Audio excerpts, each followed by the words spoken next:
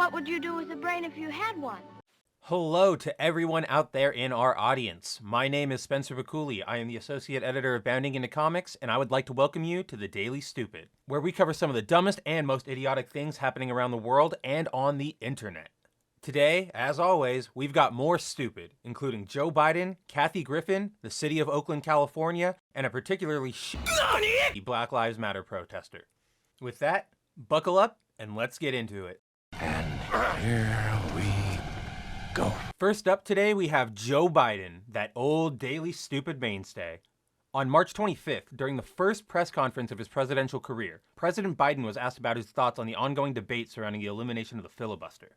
After speaking for over a minute on how he, quote, strongly supports moving in that direction, unquote, Biden eventually boasted that he had, quote, never been particularly poor at calculating how to get things done in the United States Senate, unquote. Yet, mere seconds after he spoke so highly of his own competency, he lost his train of thought so badly that his entire speech proceeded to devolve into nothing more than incoherent babbling. I have never been particularly poor at calculating how to get things done in the United States Senate. So the best way to get something done, if it holds near and dear to you that you like to be able to, anyway. I can't believe this is the man who is currently in charge of the United States. A man prone to severely regular forgetfulness, who almost seems like he doesn't know what room he's in. And yet he's trying to earnestly convince us that he's able-minded enough to make tough decisions regarding changes to America's political system? This entire moment is just incredibly, incredibly stupid. Yes, that's it! He's a fool! He's a big, dumb, stupid fool! Just look at him! Next, remember when the media accused students from Covington Catholic High School of being racist for mocking and disrespecting an Indigenous Peoples March in Washington, D.C., only for it to be later proven that they were, in fact, the ones being harassed and insulted? If you do, you may remember that among the many, many blue check marks on Twitter who self-righteously defamed the students was Kathy Griffin. At the time, the failing comedian called for the students to be doxxed and accused the school's basketball team of throwing up a white power symbol during a basketball game, as she both falsely believed the OK sign to be a white power symbol and failed to realize that the gesture is commonly used in basketball to signal and celebrate three-point shots. Now, despite the aforementioned disproving of the media's narrative surrounding the Covington students, Griffin has decided to double down on her ignorant tweets.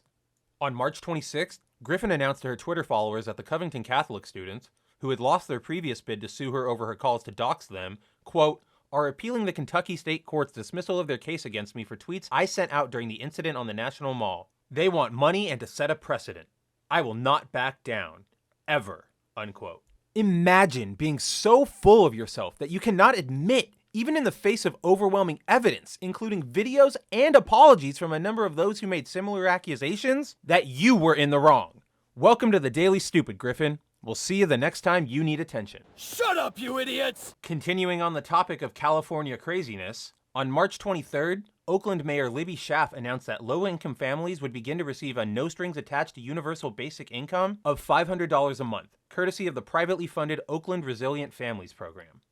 While this is great news for the poor families of Oakland, there is a catch, as these benefits will only be available to the city's Black, Indigenous, and people of color communities. In other words, white families are specifically excluded from the program, even if they would normally qualify to receive the monthly payments. The fund argues that white households in Oakland, on average, make about 3 times as much annually than black households, citing research by the Oakland Equity Index.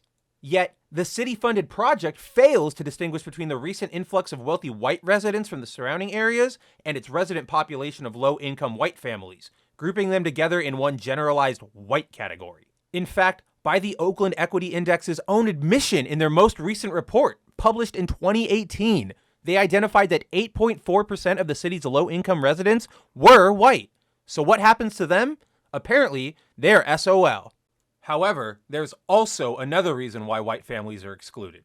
In the words of Jesus Garena, whose Family Independence Initiative is a partner program to Oakland Resilient Families, white families are being excluded from the program in order to honor the legacy of the Black Panther political party.